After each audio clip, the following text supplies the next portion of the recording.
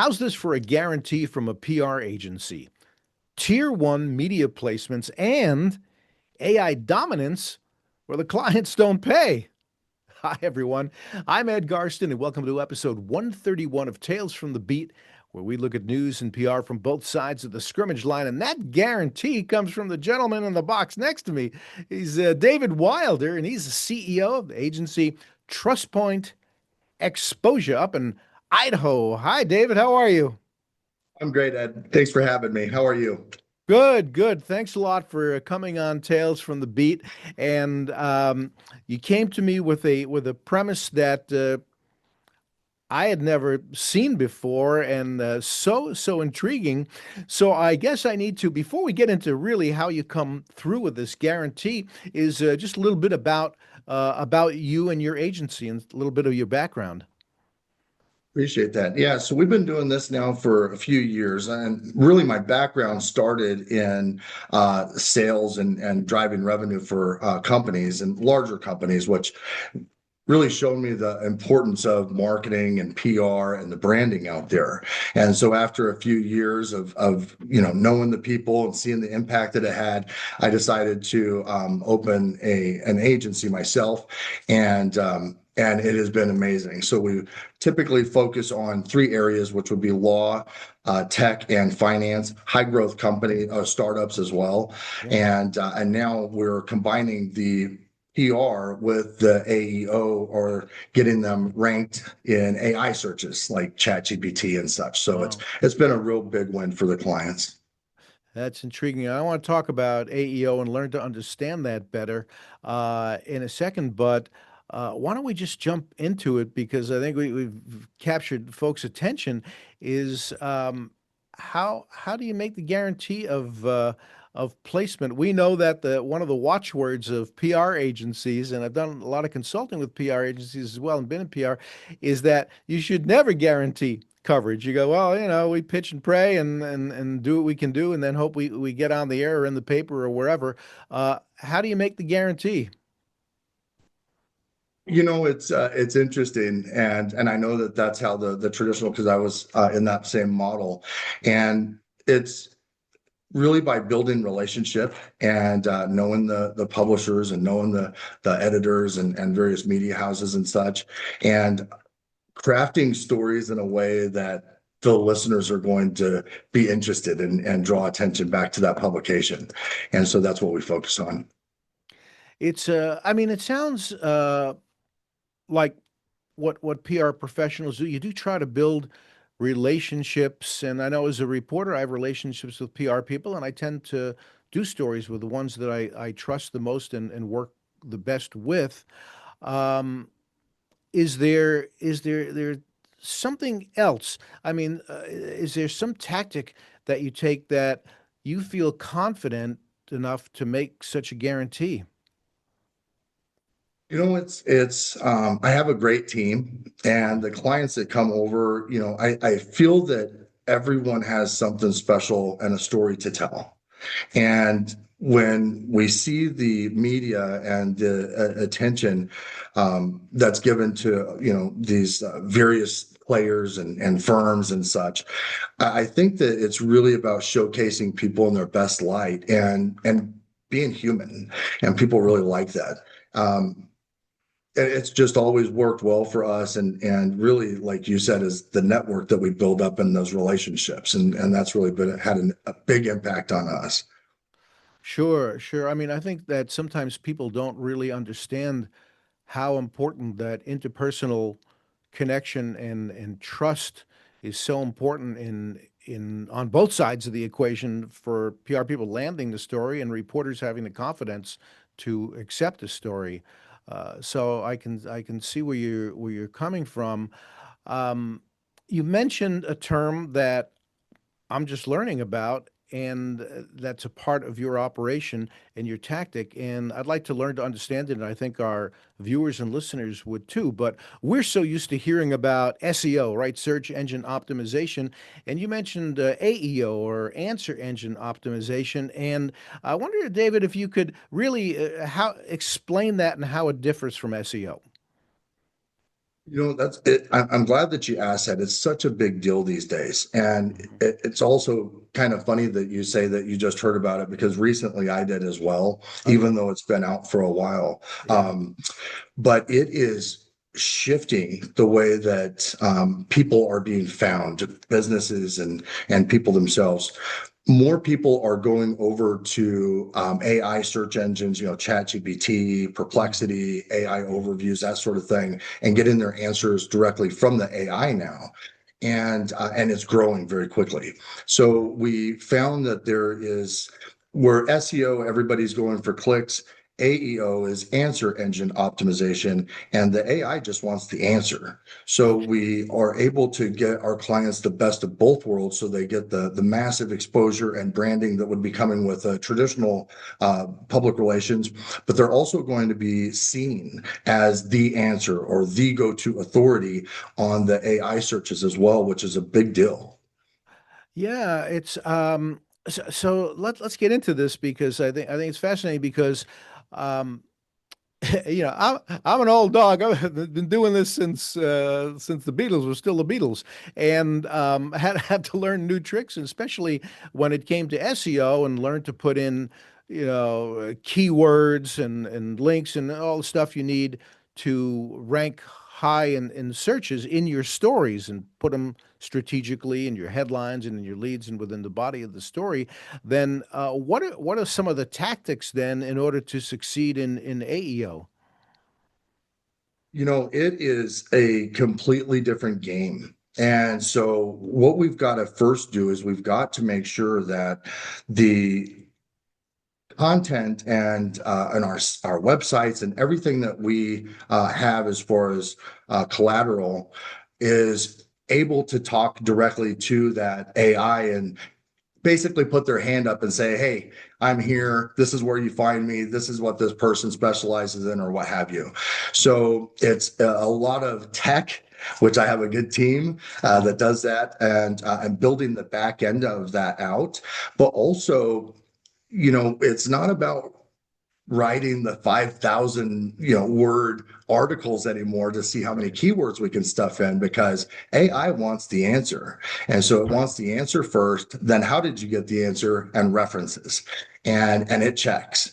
So what we've got to do is just approach it in a different way and honestly in a more human way.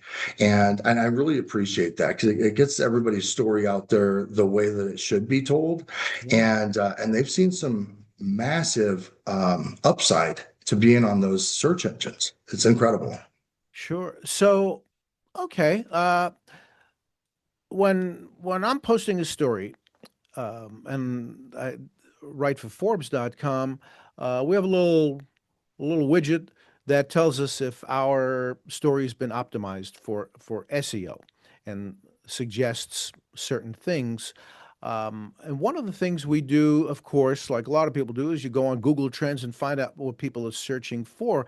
So then, David, does AEO involved finding out what people are asking for rather than just searching for? I mean, so that you have, as you said, the correct answer to questions people are asking?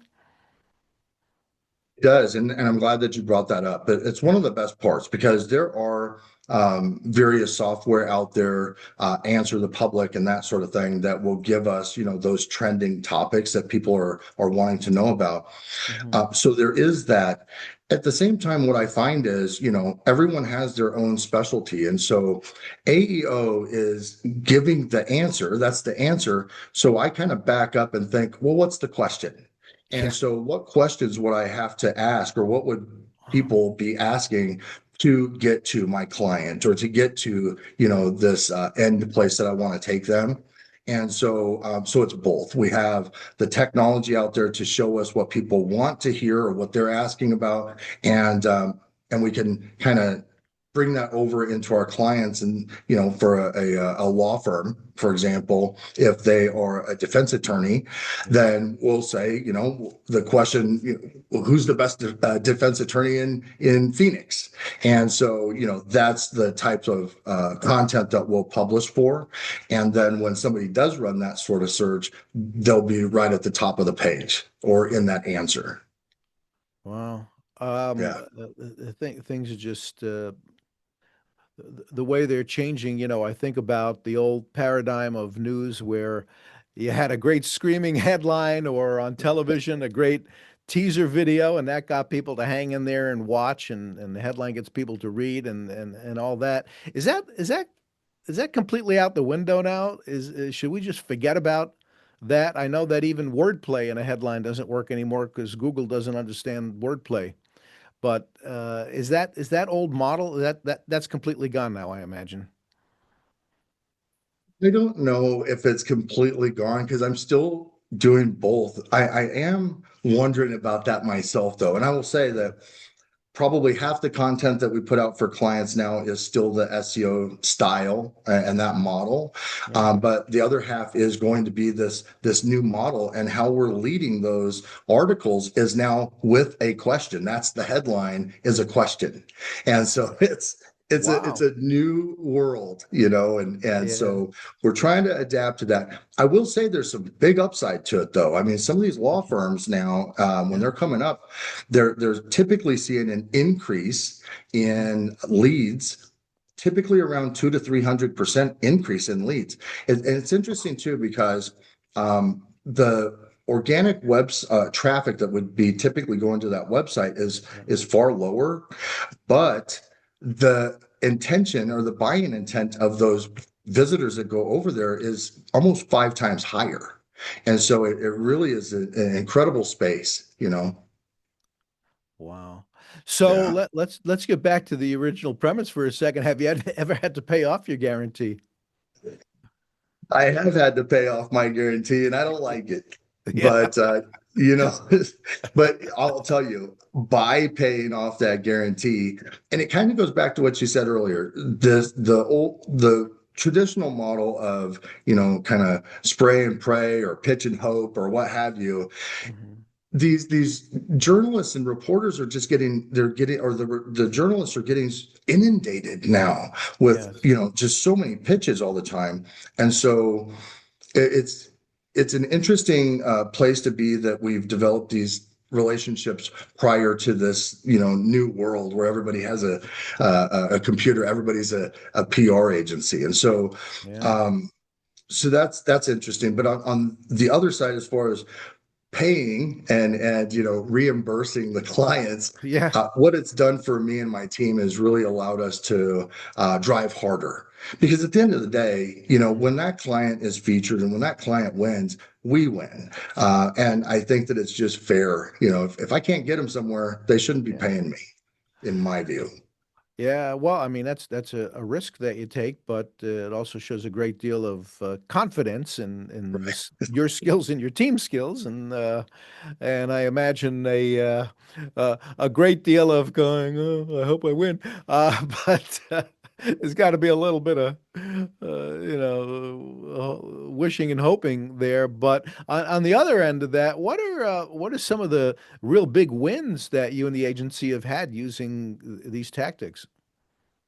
It's the clients have been able to get into spaces that they typically, would be extremely difficult to do on their own. And you have some of these clients, these are some of they've accomplished so much in their life. But then you go to search them on Google and it's like crickets. And you're thinking, how is this person not everywhere? And so the Yeah. clients really help a lot in this process. But, Forbes and Bloomberg and USA Today, all the majors that you would think of, getting Yeah. them into, some professional memberships, maybe a TEDx talk or something along those lines, or national television interviews and that sort of thing. Those Yeah. are all just some real high level wins. those are big wins, and it's nice to be able to kick the doors open for the client and kind of elbow their way up to the front of the line. I like that for them. Hmm. At the same time, it's really the impact that they're able to have in their businesses and the families that are, the employees, their clients, and the people that surround them. In my view, that has the biggest win in the process. Sure. So I don't have to tell you, David, that one of the issues related to AI, of course, is accuracy and trust in it, because we know what's it doing. It's scrubbing the web. It's being trained on information that may or may not be correct. How much, if at all, does that come into play in giving both reporters and your clients confidence that the results that come up that might be including your clients are indeed accurate? No, that's a great question, and I kind of got burned that by that myself in the very beginning of this. Yeah. Quoted something that really wasn't a quote and found Mhm. out very quickly it wasn't. And Yes. so what we do is, AI is a great tool, but it's just as good as the data and everything that's going into it. So we always have to follow that up with verification and human eyes overseeing the entire process the whole way through. And it is a good tool. It really cuts out a lot of time. At the same time, Yeah. we still have to have that human aspect to everything because that's really what people feel. I don't know that I've seen to where the AI can really write in or build in that emotional, distinctly human type Yeah. of feel. And so we always want to be guiding this with, human oversight. And it's done us real well. Yeah, sure. I mean, do you find that do you have to go back and double check? Say you see your clients coming up in results, do you have to then go in and double check that those results are correct? And then if they're not, then what do you do to get the record straight so that people searching for your client is seeing the right information? Great question. I don't know that I've seen them in a lot that aren't correct, but Hmm. I will say we start off every with a new client. We'll always start off with a full visibility audit of them and their brand, and so we have a real solid idea of what's out there already, and good or bad, if any. And so we always have that baseline. And we will continue to do that as long as we're working with that client on a quarterly basis to where we make sure that everything that's out there is verifiable, is going to have good links, good indexing, and, in the old school way of your and my way, good domain authority and Yeah, all of those. So yeah, it's definitely a system and a process of taking care of clients the right way. But yes. what I find is at the end of the day is when we don't take shortcuts and when we follow the system and the process all the way through, that's when the client will have the biggest impact on their brand. So it's a win-win for everyone. Yeah. And then when you're looking at an overall, I won't call it a campaign, but a placement for your client and getting your client publicized, are you looking mostly in terms of the traditional sort of earned media, or do you get involved at all with owned media, sort of an integrated communications type of strategy, or are you more focused on sort of the earned media and whatever comes up through searches, whether it's traditional searches or AI searches? Great question. Every one of the projects that we handle for our clients is going to be a custom project. I know that earned media, of course, is going to be have the most horsepower behind it. It's going to be the one that really helps to catapult that brand. I Hmm. will say though, there is definitely a place for the digital and for the paid media. Sometimes when companies are out or are looking for maybe to be acquired or what have you, the buyers may look at those sponsored posts as a way, in a way of, as this company is out there putting their own money out there to get their advertising as well. So we really have to look at what the end goal is for each one of those clients when they come to work with us, and we'll develop a plan around that. Okay. And I'm really interested in that you're so focused on the legal profession, because that's a profession, just like medical, really, that there has to be a huge amount of trust between the provider and the client.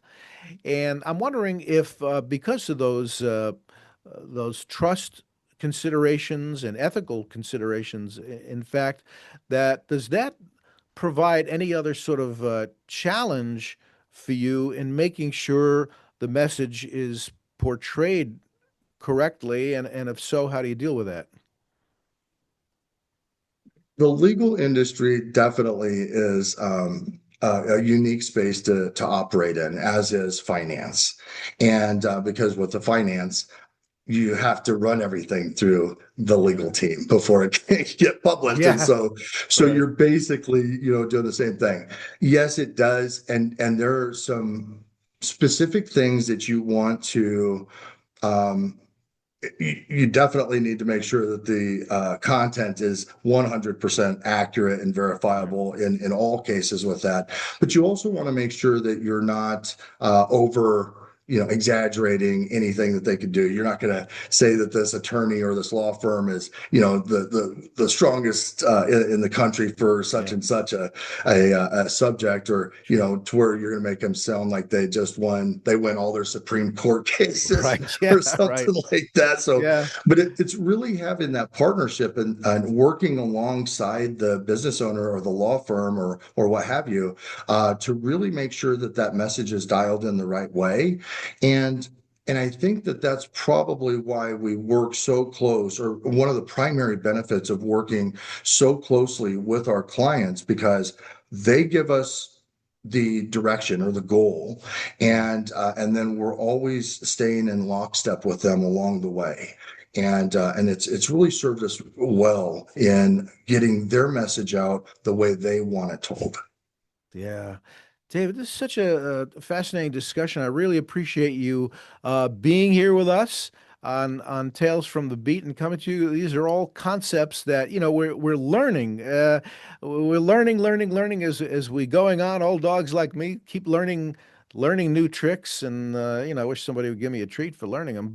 And then when we were talking about the whole thing with the answer, I was going all the way back. Maybe this will date me, and is thinking back to Johnny Carson's Karnak, where they'd give him the answer and he had to come up with the question, and that maybe this is what we're getting back to. But these are very, very interesting times for us, and the tactics you're using certainly cutting edge and sound very, very successful. So, thank you so much for being with us today, and I'll be curious to see what some of the reaction we get from our viewers are.